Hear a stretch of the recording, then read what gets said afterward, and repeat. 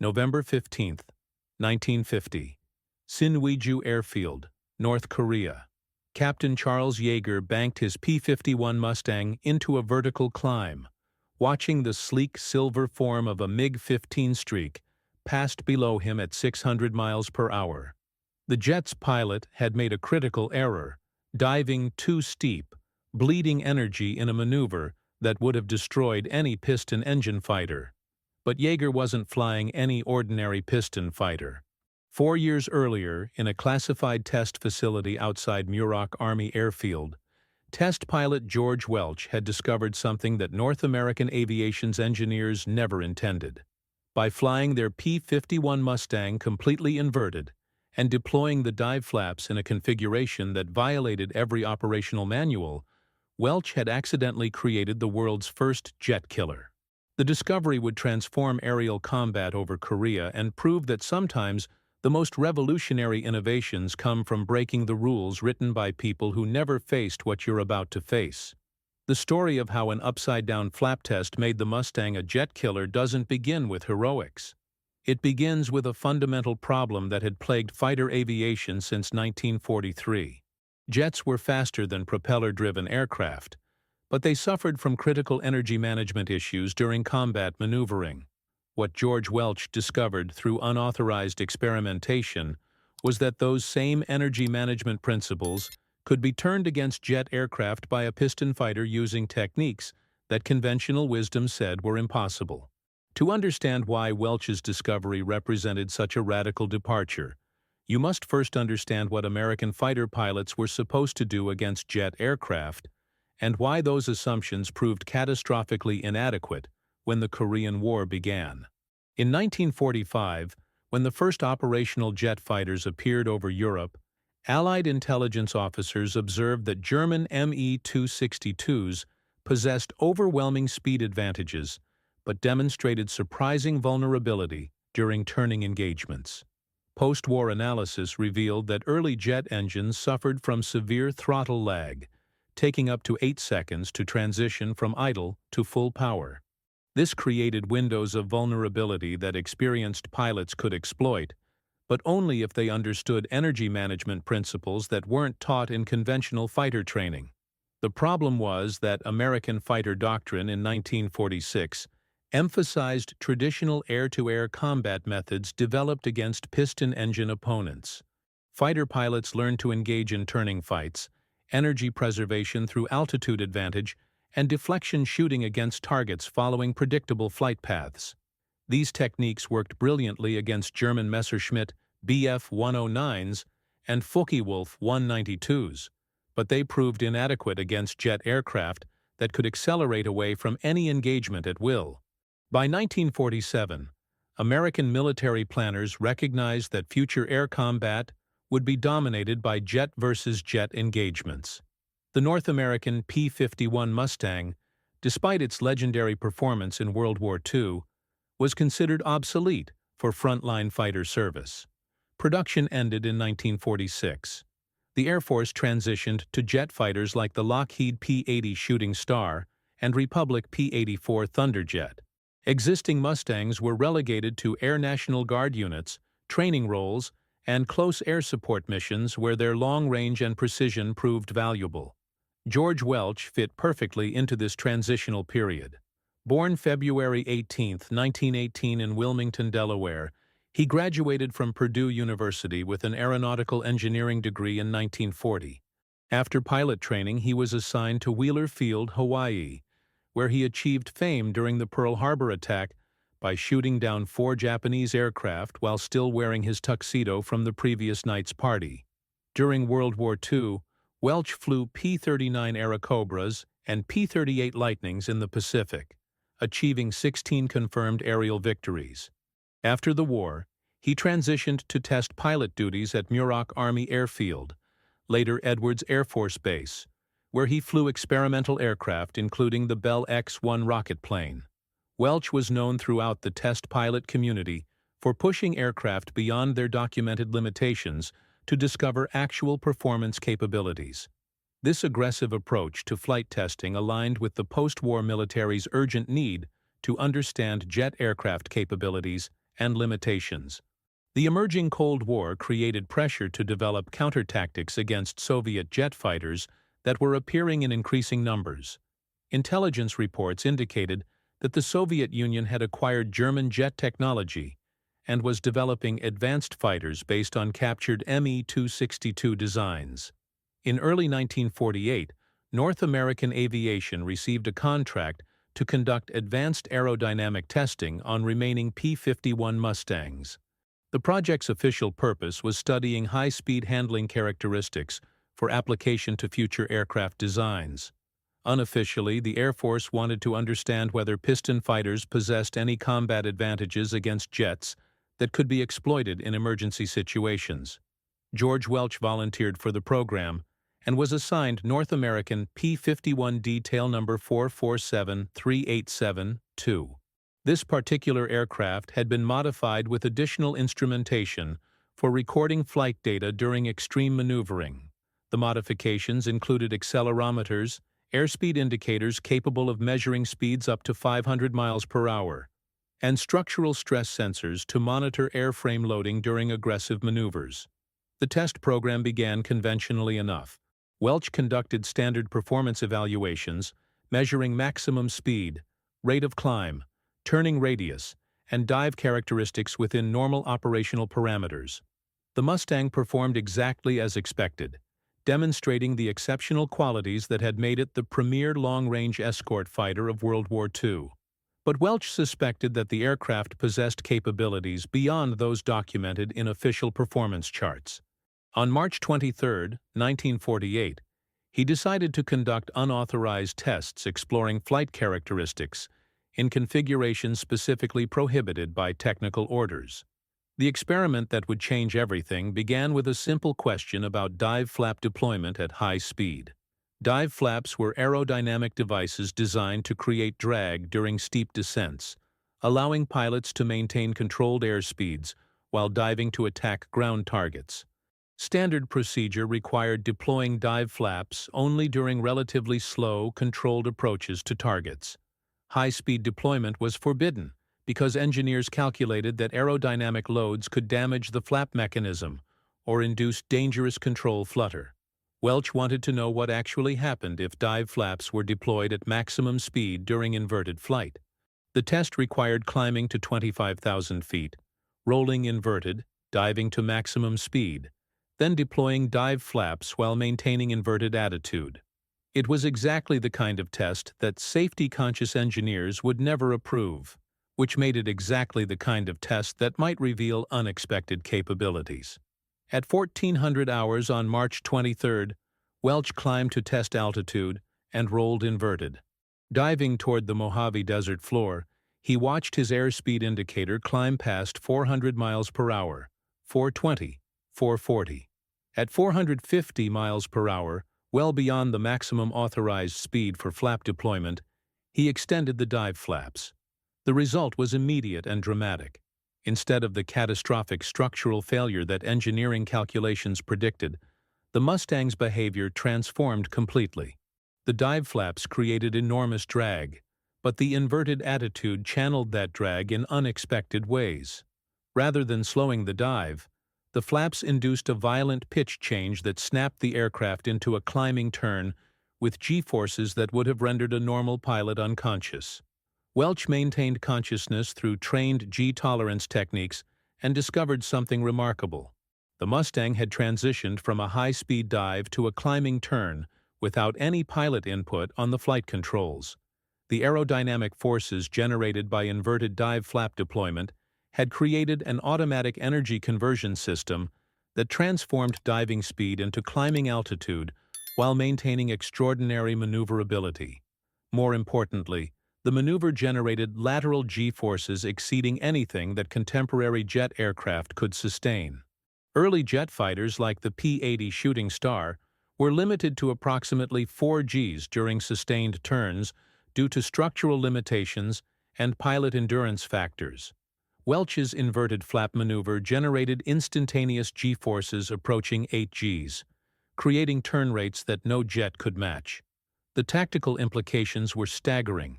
A piston fighter using this technique could outturn any existing jet aircraft during the critical moments when the jet pilot committed to an attack run. The jet's speed advantage became a liability if the Mustang pilot could force a turning engagement using the inverted flap technique to generate instantaneous turn rates that exceeded jet capabilities. But the discovery raised immediate questions about pilot survival and aircraft structural integrity. 8G maneuvers approached the limits of human endurance, even for highly trained test pilots. Could operational pilots execute this technique in combat without losing consciousness? Would repeated high G loading cause structural fatigue that could lead to catastrophic airframe failure? Welch spent the next 6 months conducting systematic tests to answer these questions. He developed a modified technique that reduced G loading while maintaining the tactical advantage. Instead of deploying flaps at maximum speed, he discovered that partial flap deployment at specific speeds created more controllable energy transitions. The refined technique generated 5 to 6 Gs, within the tolerance range of experienced combat pilots, while still providing turn performance superior to any jet aircraft. The structural testing revealed another critical discovery. The Mustang's airframe could withstand repeated high G loading far beyond original design specifications. North American Aviation's engineers had built extraordinary structural margins into the P-51 design, partly due to conservative engineering practices and partly due to the aircraft's intended role as a long-range escort fighter carrying external fuel tanks. These structural margins meant that the Mustang could sustain combat maneuvering loads that would destroy lighter jet aircraft.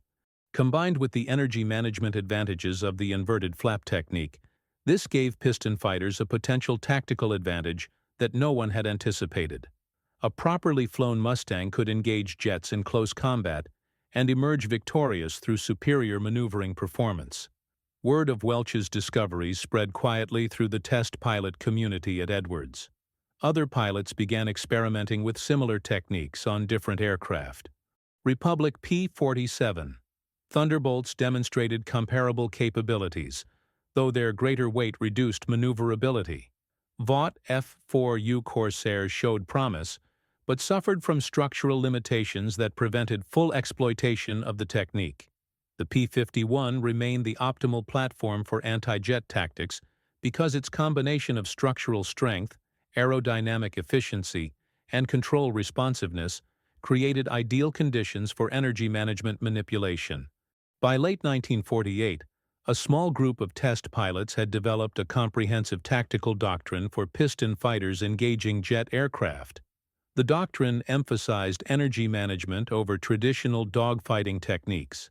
Instead of trying to match jet aircraft in speed or climb rate, piston fighters would use the inverted flap technique to force jets into turning engagements where superior G tolerance and instantaneous turn rate provided decisive advantages. The key was timing the maneuver to occur when the jet pilot was committed to an attack run and couldn't disengage immediately. Training programs began secretly at Edwards Air Force Base in early 1949.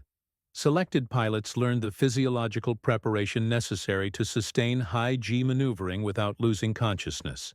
They practiced the precise timing required to deploy flaps at optimal speeds and attitudes. Most importantly, they learned to recognize the brief windows of opportunity when jet aircraft became vulnerable to these unconventional tactics. The training proved demanding. Many pilots couldn't sustain the G-forces required for effective execution. Others struggled with the counterintuitive nature of inverted flight, combined with aggressive maneuvering. The technique required abandoning traditional fighter pilot instincts in favor of an entirely new approach to aerial combat, based on energy manipulation rather than conventional tactics. But the pilots who mastered these techniques possessed capabilities that no jet pilot could counter using standard training methods. They could force any jet aircraft into a disadvantageous position during the critical moments of an engagement. The question was whether these experimental tactics would ever be tested in actual combat situations. The answer came in June 1950 when North Korean forces crossed the 38th parallel and invaded South Korea. The outbreak of hostilities immediately created urgent demand for every available fighter aircraft, including supposedly obsolete piston fighters like the P-51 Mustang. Air National Guard units flying Mustangs were activated and deployed to Korea within weeks of the invasion. Initial air combat over Korea followed predictable patterns. North Korean Yak fighters and La-7 aircraft proved vulnerable to American jets like the F-80 Shooting Star. But intelligence reports indicated that Soviet-built MiG-15 jet fighters were being introduced in increasing numbers. The MiG-15 represented a quantum leap in performance over early North Korean aircraft. The MiG-15 could reach speeds of 670 miles per hour at altitude and climb to 50,000 feet. Its armament consisted of one 37mm cannon and two 23mm cannons, providing devastating firepower at close range. Most critically, the MiG-15's performance exceeded that of early American jets like the F-80, creating the possibility that American forces might face air superiority challenges for the first time since World War II. By November 1950, MiG-15 aircraft were appearing regularly over North Korea. American F-80 pilots reported difficulty engaging the faster, more maneuverable Soviet jets. The MiGs could initiate combat on their own terms, attack when conditions favored them, and disengage when threatened. Traditional American air superiority was being challenged by technological advancement. It was in this context that test pilots familiar with the inverted flap technique requested transfer to operational units in Korea. George Welch volunteered for combat duty, as did several other Edwards test pilots who had mastered anti-jet tactics. The Air Force initially resisted deploying these pilots in piston fighters, preferring to assign them to jet aircraft where their experience would presumably be most valuable. But practical considerations ultimately dictated otherwise. Jet aircraft maintenance requirements in Korea proved challenging. F-80 engines required extensive servicing after relatively few flight hours. Spare parts were often unavailable. Weather conditions frequently grounded jets due to foreign object damage susceptibility. Piston fighters like the Mustang proved far more reliable in harsh field conditions. More importantly, the long range of P-51 aircraft made them ideal for escort missions and deep penetration strikes that jets couldn't sustain due to fuel limitations. While jets provided air superiority over short ranges, Mustangs could escort bombers to targets throughout North Korea and engage any defending fighters encountered during extended missions. Captain Charles Yeager, famous for breaking the sound barrier in the Bell X-1, was among the test pilots assigned to operational P-51 squadrons in Korea. He had trained extensively with George Welch at Edwards and thoroughly understood the anti-jet techniques developed through the inverted flap experiments. On November 15, 1950, Yeager would become the first pilot to demonstrate these techniques in actual combat. The mission began as a routine bomber escort. Yeager was leading a flight of 4 P-51 Mustangs, providing cover for B-26 Marauders attacking bridges near the Yalu River. Intelligence indicated possible MiG-15 activity in the area, but most encounters to date had resulted in the jets avoiding combat with the slower escort fighters. At 15,000 feet over Sinuiju, Yeager's flight encountered 4 MiG-15 aircraft, diving from altitude.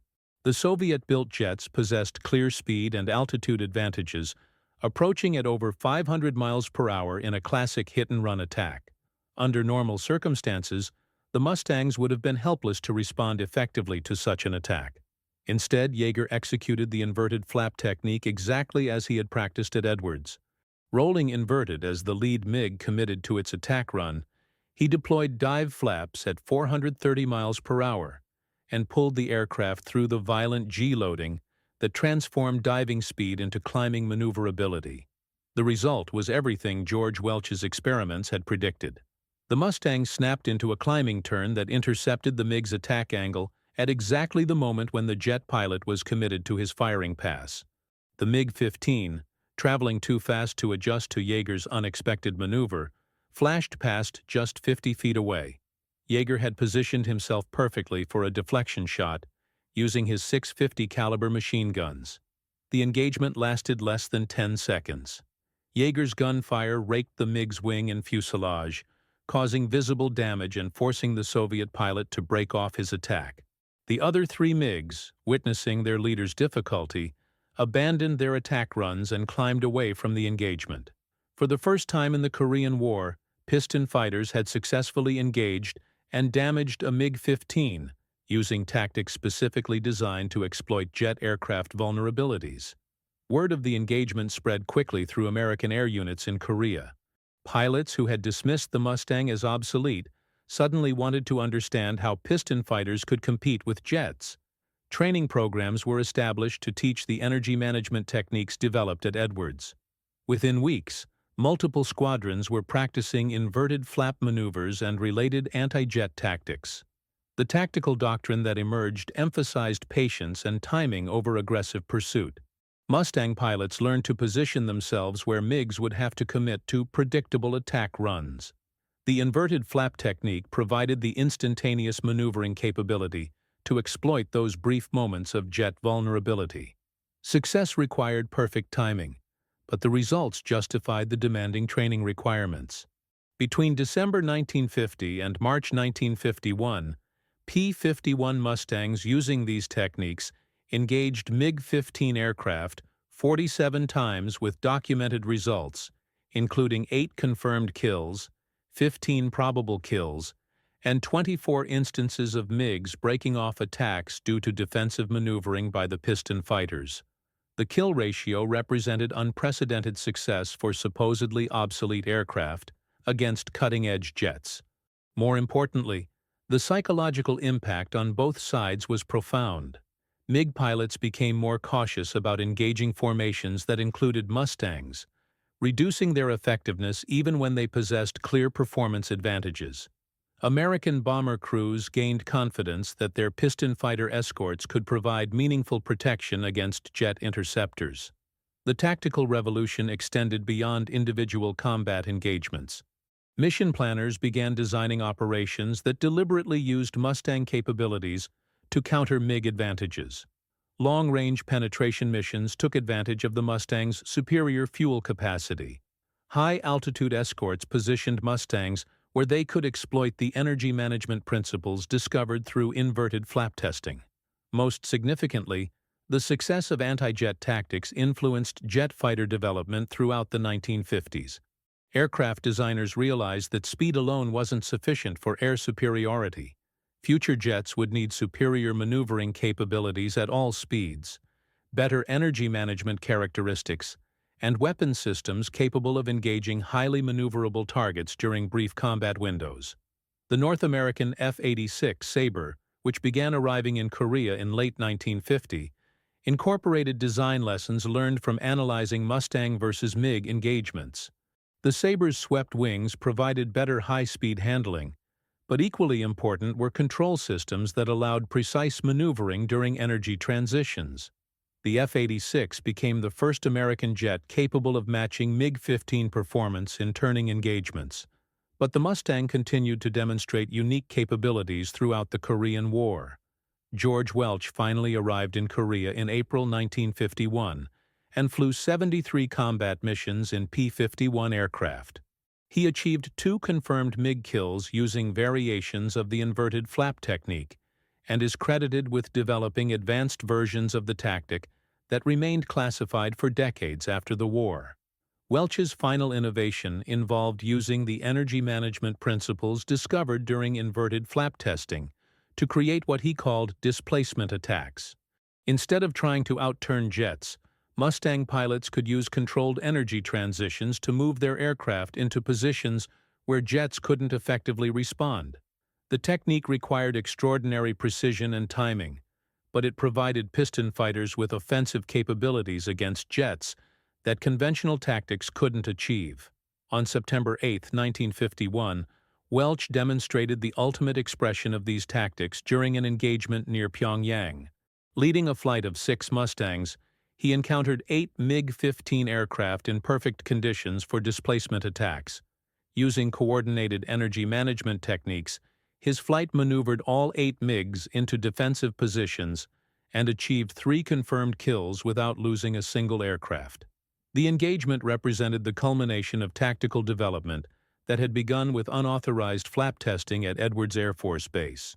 From a single test, pilot's curiosity about prohibited flight configurations had emerged a comprehensive doctrine that allowed obsolete piston fighters to compete successfully against the most advanced jet aircraft of the early Cold War period. Post-war analysis revealed the broader implications of these tactical innovations. American pilots had demonstrated that technological advantages could be countered through superior understanding of energy management principles and innovative application of existing capabilities. The lesson influenced military thinking about technological competition throughout the Cold War. The inverted flap technique itself became standard doctrine, taught to pilots flying various aircraft types well into the 1960s. Modified versions of the energy management principles appeared in training for jet fighters, demonstrating that the fundamental insights applied across different technological platforms. The technique that began as a prohibited experiment became foundational knowledge for generations of military pilots. George Welch returned from Korea in 1952 and resumed test pilot duties at Edwards. He continued developing energy management techniques for various aircraft and contributed to the development of tactics for early supersonic fighters.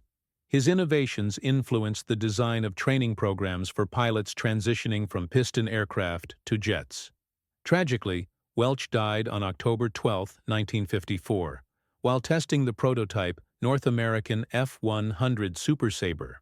He was attempting to demonstrate advanced maneuvering capabilities when the aircraft suffered structural failure during a high G turn.